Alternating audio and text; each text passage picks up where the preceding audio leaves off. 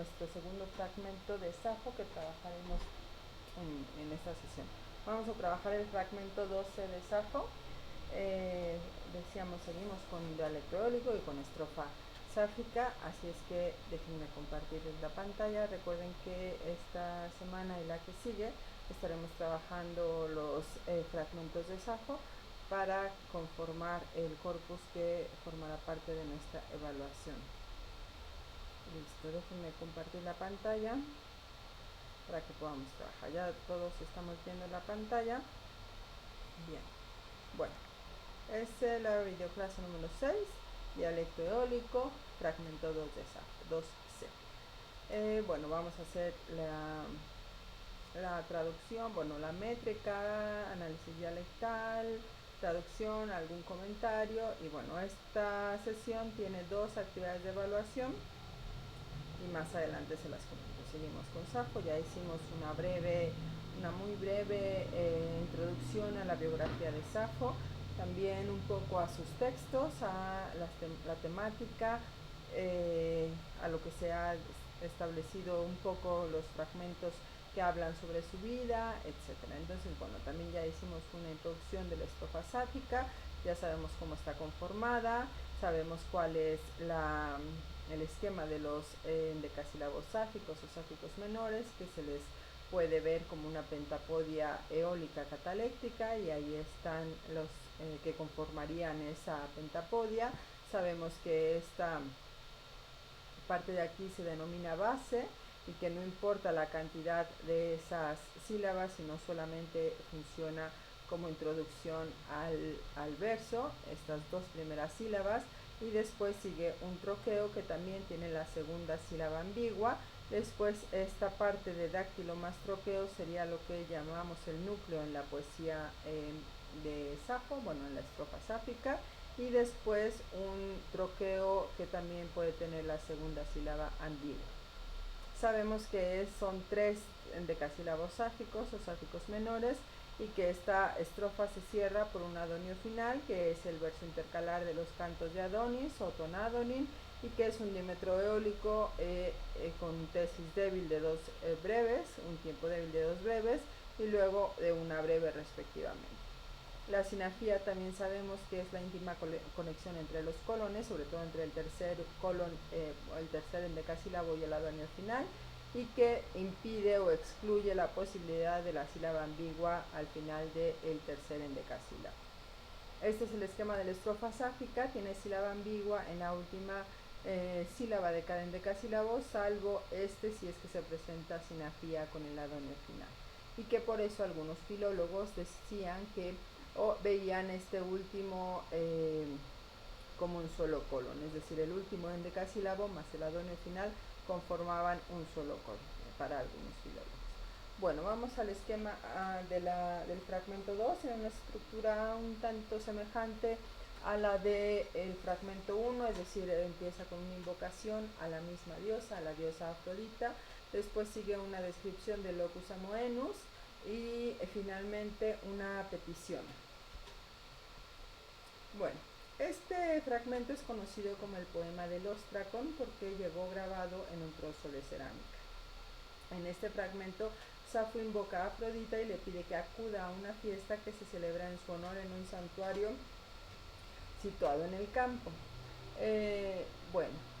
Dodds, en los griegos y lo racional, nos menciona que la presencia o la aparición de dioses, que es un tópico frecuente en la poesía arcaica, no debe ser considerada como una mera convención literaria, sino que dichas visiones, como las contenidas en los sueños, corresponden a experiencias personales y reales del poeta y responden a esquemas culturales tradicionales. Vamos, esta es la primera estrofa. Aquí tenemos ya el texto medido. Vemos cómo tenemos la base de larga breve en todos los endecasílabos. Después tenemos sustitución por espondeo también en toda la segunda. Si es una pentapodia, en el segundo pie tendríamos siempre en esta primera estrofa sustitución por espondeo, y después tenemos ya el núcleo de nuestros versos, es decir, el dáctilo más troqueo como núcleo estable en los tres endecasílabos. Terminamos con un en este caso con un troqueo en todos los endecasílabos. Importante que en el tercer endecasílabo se da la sinafía al tener mesis de la última palabra de este endecasílabo, tejimeamenoi, con esta mesis, lo cual nos hace sinafía con el adonio final e impide la sílaba ambigua de este tercer endecasílabo. Bueno, leeríamos, acuérdense que el primer pie no tiene énfasis en los endecasílabos, solamente vamos a encontrar énfasis en el adonio final. Deuremek cretas epiton de nawon, acnonopaiton jarien menalsos, maliam bomoy de temefiamenon, libanotos. Bueno, no leí muy bien el tercero y el adonio final. Maliam bomoy de temiamenoi libanotos. Bueno, ahora acomodé un poco diferente la presentación y creo que ahorita que ya estoy grabando la clase no me va a funcionar mucho, así es que voy a saltar un poco las diapositivas. Nos vamos a ir a métrica, luego vamos a saltar hasta el análisis dialectal y luego hasta la traducción estrofa por estrofa. Entonces, bueno, me voy a saltar un poco y vamos al análisis dialectal. En este análisis dialectal pues tenemos en el primer verso ya una forma que es cretas, un genitivo de primera declinación, pero acuérdense que la primera declinación mantiene siempre la alfa, entonces por eso tenemos aquí un cretas, un genitivo singular en alfa larga. Después tenemos acnon con una psilosis, en ático lo encontraríamos con espíritu áspero y por eso lo he marcado también como forma dialectal. Opai también tiene psilosis, además que tiene una alfa en vez de eta, la iota adscrita en vez de suscrita y una geminación de pi. En ático encontraríamos hope, ese adverbio que significa de dónde o dónde. Toi también es una forma dialectal, es un dativo ético o dativo del pronombre, puede ser dativo honorífico también, ahorita que traduzcamos vamos a ver, del pronombre de segunda persona sí, o sea tenemos un consonantismo de tao en vez de sigma y el dativo del pronombre personal de segunda. Después tenemos malian con esta alfa en vez de una omega, en ático tendríamos malion, con acuérdense que la primera declinación mantiene alfa en toda su declinación, por eso ahí tenemos alfa en vez de omega. Este es un genitivo plural. Después he marcado bomoy porque hay baritonesis, tenemos baritonesis, en ático encontraríamos bomoy, oxítono, y con la baritonesis pues el acento queda en la omega. Y bueno, eso sería todo. Ahora nos vamos a la traducción. Acuérdense, si nos recordamos de la estructura, habíamos dicho que este poema empieza con una petición, con una invocación a la diosa Afrodita, que incluye ya desde la primera estrofa no solo la invocación, sino ya incluye la descripción del locus amoenus o de este espacio sagrado, y después hay una petición. Bueno, entonces empezamos en esta estrofa con invocación y la traducción sería: ven a mí desde Creta a este santuario sagrado. Esto se puede traducir como templos en náhuatl o como santuario. El punto es que sí es una edificación, pues es un espacio sagrado ya modificado por el hombre, no solamente delimitado o mediante algún tipo de referencia menor, sino que ya hay una edificación de cierta importancia con náhuatl Atman. Donde en tu honor, si suponemos un dativo honorífico, donde en tu honor hay, suponiendo un verbo copulativo, un bosque sagrado placentero de manzanos. Bueno, importante que estamos hablando de un espacio natural, pero no un espacio agreste, natural, no es una descripción meramente de un locus amoenus, de un paraíso natural, sino que no solamente es un paraíso natural en términos del contenido o de la majestuosidad de la naturaleza, sino que es un espacio sagrado. No solamente es un locus amoenus, sino es un espacio consagrado.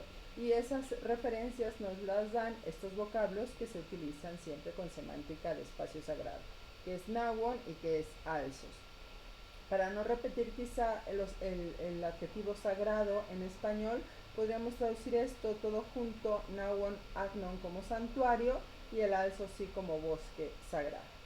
Y entonces tendríamos, ven aquí a mí desde Creta, a este santuario donde en tu honor hay un bosque sagrado placentero de manzanos, o hay un placentero bosque sagrado de manzanos. Importante que el Alsos es este paraíso natural que además está consagrado a una divinidad. Bueno, y altares humeantes, tefiniamenoi, humeantes con incienso. Este libanotos es incienso, o por el incienso. Y bueno, aquí vemos la raíz fi, que es del verbo fío, y que equivale, que significa, su significado más básico es producir humo. Por lo tanto, bueno, voy a repetir la traducción. Ven aquí a mí desde Creta, a este santuario donde en tu honor hay un placentero bosque sagrado de manzanos y altares humeantes por el incienso. Bueno, vean cómo tenemos la invocación en el primer verso. Está llamando a Afrodita desde Creta porque justo los cretenses habían construido un santuario. Y la está llamando al santuario que está en Lesbos, en donde Safo y sus compañeras van a celebrar un rito en honor a Afrodita. Y después de eso empieza ya la descripción del espacio sagrado. Desde el Opai tenemos este Alsos como una primera referencia a este espacio natural, que es un espacio natural de importancia muy elevada. Y aquí ya aparece una referencia a los manzanos y a los altares humeantes con incienso. Bueno, una de las cosas importantes en la poesía de Safo es el recurso, bueno, dos de los recursos literarios de los que ella echa mano. Uno es la sinestesia y otro es la acumulación. Y juntos provocan en la poesía de Safo una relevancia superior. Bueno, veamos cómo la sinestesia es como a partir de la lectura podemos ir incorporando los sentidos, los canales sensoriales para apreciar la literatura. Entonces, en esta primera estrofa tenemos un harien, que es un placentero, agradable, disfrutable, que ya nos habla de una experiencia sensorial, de una experiencia que puede ser sensorial y que va más allá de lo sensorial, una experiencia que a través de los canales sensoriales vamos a poder disfrutar de ella, y en la que los canales sensoriales son eso, un canal o un vehículo para llegar a una experiencia superior, que lo veremos más adelante. Entonces este harien es una primera palabra clave que califica a este Alsos. Nuestro Alsos, el bosque sagrado, el bosque consagrado a Afrodita que nos está presentando Safo, es harien, es agradable, es placentero, es disfrutable. Bueno, después entonces tenemos ya una primera palabra clave que nos abre los canales sensoriales a nosotros como lectores. Después tenemos los bomoi, tefiniamenoi. Los bomoi son específicamente un objeto. El altar es este altar de base, que es un altar cuadradito que puede tener volutas y que puede ser un altar jónico, o bueno, tener decoración, estar ajedrezado, tener incrustaciones de piedras preciosas. Bueno, hay desde los muy básicos hasta los muy elaborados, ¿no? En sí viene del término base y es por lo tanto un altar elevado. En cambio un esjara es un altar bajo y por eso, bueno, aquí tenemos unos altares elevados, lo cual también indica que el hombre ha ya puesto su manufactura para la creación de esos referentes que nos dicen que estamos en un espacio sagrado. Y esos altares, como les decía, en principio son solo manifestaciones del hombre para sacralizar un espacio. Sin embargo, aquí estos altares están animados, digamos, están produciendo una sinestesia, mediante el agregado de este tefimiameno y de este perfumados humeantes, es decir, con esta raíz de producir humo, que es la referencia inicial a cualquier ritual. Un ritual en griego es tethio, que lo solemos traducir por hacerse un sacrificio. Los sacrificios podrían ser sangrantes o no sangrantes, es decir, pueden ser víctimas animales, en efecto, pero pueden ser también libaciones de miel, de leche, de vino y serían no sangrantes, ¿no? Lo importante es esta producción de humo, que el humo se produzca y que el humo se eleve, que es lo que haría la relación entre el hombre y la divinidad. Entonces aquí los altares no solamente tienen la presencia, sino que están, decíamos, como agentes al estar humeando o al ser humeantes o al estar perfumados con incienso. Entonces ya tenemos no solamente la referencia a que se van a abrir los canales sensoriales con este Harien, sino una primera dentro de la sinestesia, un primer sentido que es el sentido del olfato. A nosotros como lectores se nos enciende el sentido del olfato al escuchar los altares humeantes con incienso. Incluso se nos especifica qué olor es el que vamos a percibir. Bueno, en la segunda estrofa me voy a regresar para revisar la métrica. En la segunda estrofa vamos a empezar por un ende-idor. En la tercera por un endeleimon, de modo que son versos anafóricos. Es decir, empezamos con la misma preposición y la misma partícula hilativa. ¿Sí? Hacemos referencia, evidentemente, esto nos liga a la primera estrofa, a este epitón de Nauon y a este alzos. Ese sería nuestro opai, ¿no? Lo que está introducido por este hope. Ese es el lugar. Y aquí está referido solamente por el en. Ya no nos refiere específicamente el espacio, pero ya sabemos cuál es. Y por lo tanto podemos seguir nuestra traducción por un en donde o por un ahí, que es la referencia a este en. Bueno. De nuevo la base no importa, son 2 sílabas sin importar mucho la cantidad de esas sílabas, tampoco tienen ictus. Nuestro ictus empieza en el segundo pie. En este caso tenemos en el primero por un espondeo, en el segundo troqueo, en el tercero espondeo. Nuestro núcleo nuevamente estable y nuestro final también con 2 sílabas ambiguas en el primero y el tercer endecasílabos. Y el adonio final también sin ningún tipo de cambio. En didor psichron que la dei di ishon, malinombro dois y de paiso joros, esquiasta y fiso menon de filon, coma caterrei. Bien, vamos al análisis dialectal de la segunda estrofa. Tenemos un idor con silosis, o sea, carencia de aspiración. En ático encontraríamos hidor. Psichron con baritonesis, en ático encontraríamos psichron. Después ison, este es completamente eólico, recuerden el uso, el consonantismo sigma delta en vez de z, y aquí un vocalismo en vez de omicron. En ático encontraríamos otson, otsos, en genitivo plural pues otson, son las ramas, las enramadas. Malinon, de nuevo dialectal, aquí tenemos una alfa larga en vez de eta, nosotros sabemos que manzana en ático es melon, y entonces aquí tenemos esta alfa larga para hablar de los manzanos. Brodoisi con este dativo épico. Pais es importante porque si lo malentendemos, pues modificamos toda la traducción metiendo a un niño que no tiene absolutamente nada que ver ahí. Este pais es un adjetivo de pas pasapan, es la forma en nominativo plural masculino que está concordando con ojoros. Equivale en efecto a un pas en ático. Entonces aquí pas ojoros o el artículo sin espíritu áspero, es decir, con silosis. Después tenemos esquiaste.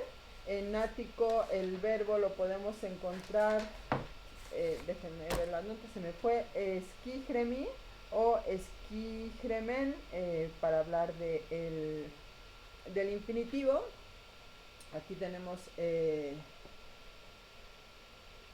una forma dialectal de que contempla la raíz skia, que es sombra. Entonces el verbo significa ensombrecer, producir sombra. Luego, bueno, caterrei, tenemos una variante en la lectura, podemos encontrar caterrei como está en esta edición, o podemos encontrar catairei como en la edición de Lovell Page, de Lovell y Page tenemos catairei. Bueno, el verbo es catarreo en ático y es fluir. Bien, vamos a la traducción, seguimos con la descripción de este locus amoenus sagrado y decíamos, empezamos con el verso anafórico que nos refiere a ese lugar que se acaba de mencionar en la estrofa anterior, a ese nauonagnon, y entonces tenemos un ahí o un en donde, cualquiera de las dos sería válida para este inicio anafórico, en donde el agua fresca o un agua fresca resuena, murmura entre las ramas o por la enramada de los manzanos, por las enramadas o entre las ramas de los manzanos. Y toda la región, Paisojoros, queda ensombrecida por los rosales. Y si se fijan es una enumeración de, hay polisíndeton también, y desde las hojas al mecerse o que se mecen, homicidas, fluye, caterrei, un sueño letárgico. Este coma no es solamente cualquier sueño, sino es un sueño producido por un encantamiento. Ahorita lo veremos. Por lo tanto, se ha traducido como un sueño letárgico, casi entrar en una especie de trance. Bien, bueno, vamos a, antes de hablar de este coma, vamos a ver decíamos, el recurso de la sinestesia y ahora más el recurso de la acumulación. En la estrofa anterior habíamos visto que teníamos bueno, la palabra clave que abre los canales sensoriales o que nos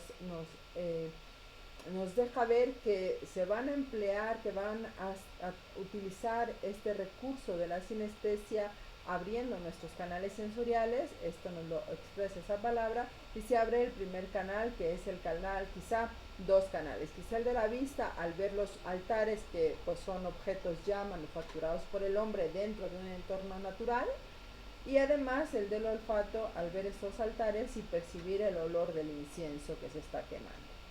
Bueno, después podemos encontrar el sentido del tacto, porque de otra forma, si no tocamos el agua, no sabemos que está fresca, que está fría.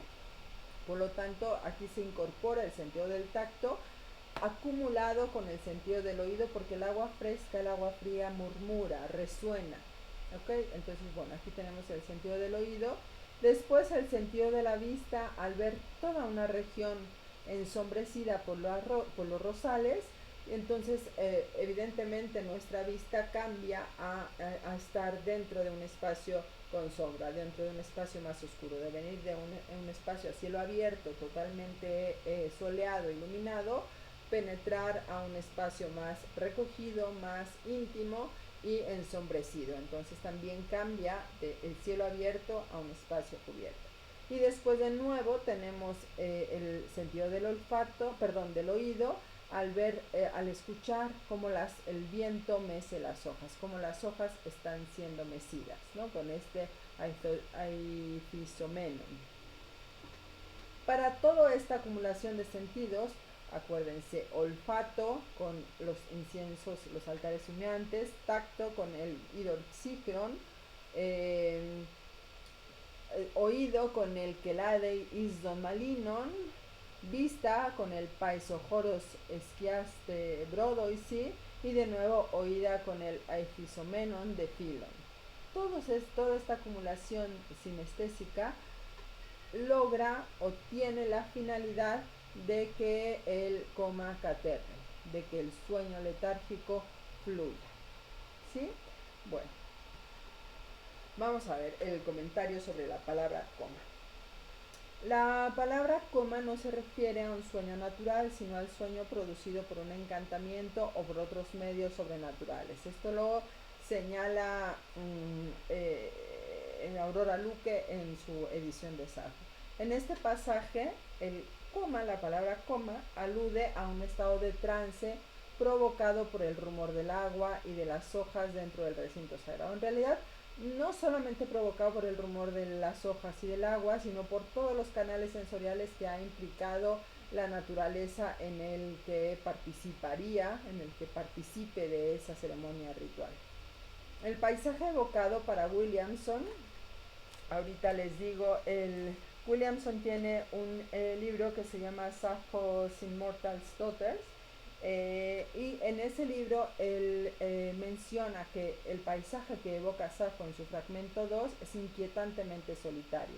Y si se fijan, llevamos dos estrofas, pero bueno, en ese sentido sigue en ese mismo camino. Y hemos escuchado, sí, el fluir del agua, hemos escuchado las ramas al mecerse, el ruido que hacen al mecerse con el viento, hemos escuchado quizá el crujir del incienso al quemarse o un cierto sonido que provoca al quemarse, y bueno, quizá podemos haber escuchado, si suponemos, si nos imaginamos estar en ese alzos, algunos sonidos, en efecto, pero y son sonidos de la naturaleza, claro, pero no hay ni una sola referencia ni a una persona, a pesar de que se nos cuenta que Sappho y sus compañeras van a realizar un ritual o están realizando un ritual en ese espacio. No hay una sola referencia a eso dentro del fragmento, tampoco hay ni una sola referencia ni a aves que canten o al sonido de algunos insectos, nada. Es la naturaleza más pura,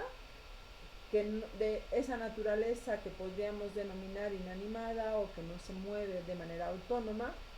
Esa es la única que está siendo descrita en este pasaje. Por lo tanto, para Williamson, y creo que tiene razón, es un paisaje inquietantemente solitario, pero según él también es rico en connotaciones eróticas. Y leo la cita.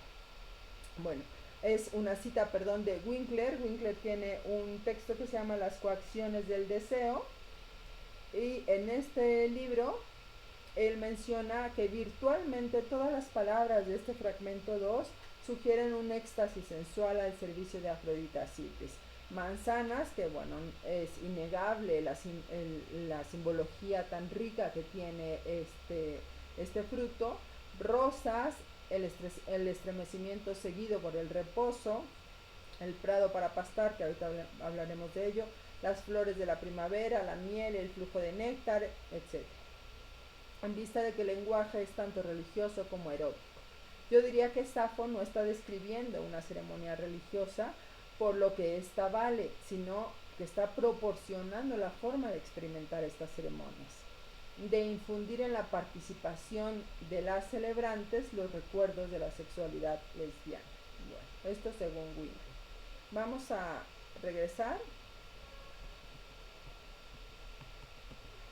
a la siguiente. Bueno, me voy desde la métrica a la tercera estrofa. Esta tercera estrofa ya está fragmentada. Si se fijan, a partir del tercer endecasílabo ya tenemos una laguna y no tenemos el adonio final, por lo cual el fragmento pues empieza a verse pues con ciertas imprecisiones, pero a pesar de esas lagunas se puede constatar que sigue el recurso de la sinestesia y de la acumulación. Bueno, en deleimon hipovotos tethalen, erinoisin ancesinai aetai, melija neoisin. Bueno, está incompleto, ya no alcanzamos a completar el núcleo en el tercer endecasílabo y no tenemos adonio final.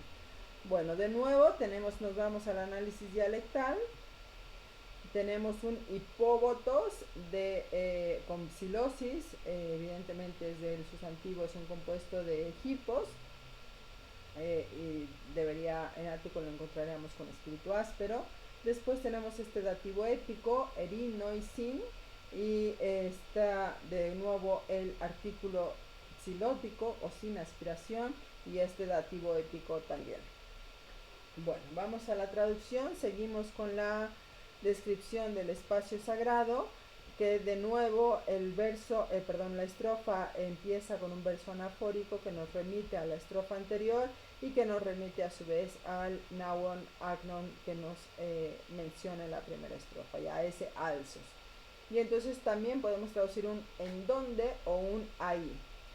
Y aquí tendríamos ahí un campo, una pradera, pacedora de caballos, ha madurado, ha reverdecido. El verbo es phalo, que es reverdecer, madurar, crecer en términos de hojas, de naturaleza, de flores, florecer. Puede ser un perfecto de resultado. Está florecido, está reverdecido, está madurado, ha madurado con flores de primavera, erino y sin flores primaverales. Y los vientos soplan miel. Bueno, vean cómo de nuevo tenemos el sentido de la vista. Ahorita hacemos un recorrido de cómo va acumulando los sentidos casi de ida y vuelta, porque empezamos con el olfato, con esos altares humeantes, y aquí estamos regresando también al olfato con este olor a miel, pero bueno, ahorita hacemos el recorrido.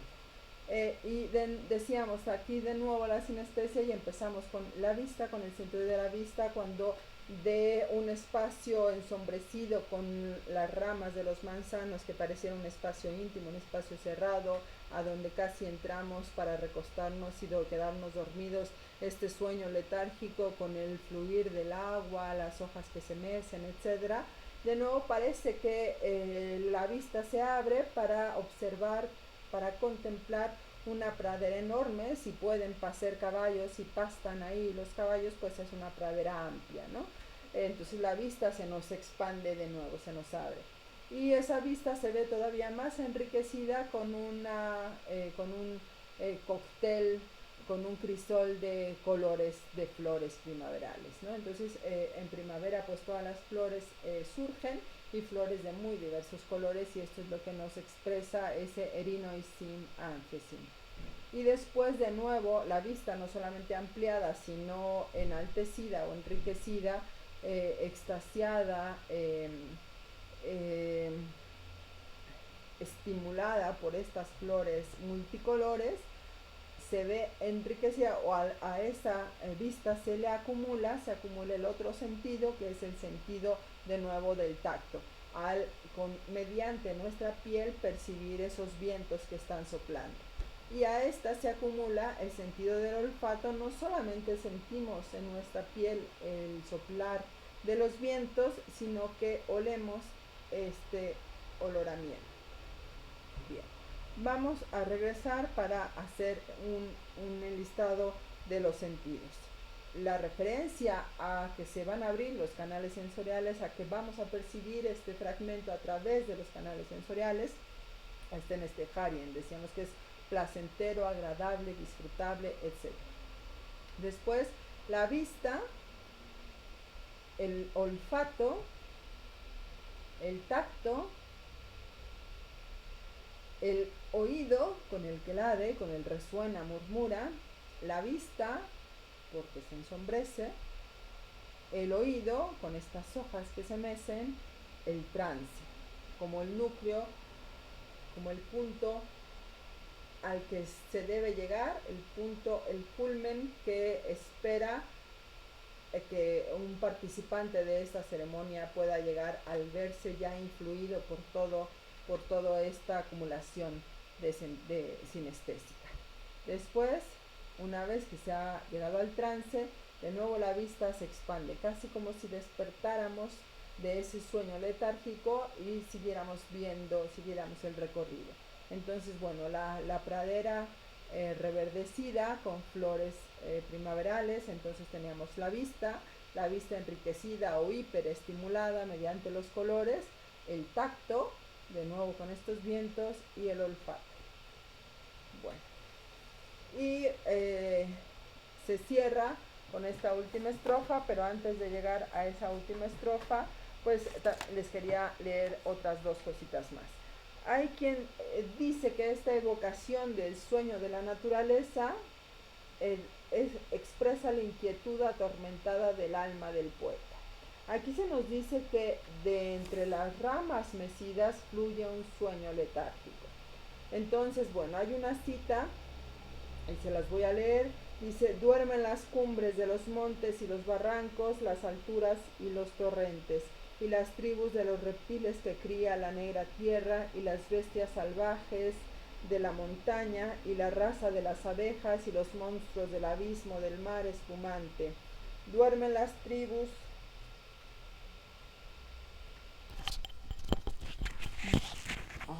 Duermen las tribus de las aves de largas alas, evocación del sueño de la naturaleza, como decíamos, la inquietud atormentada del alma del poeta. Bien, y también se deja ver la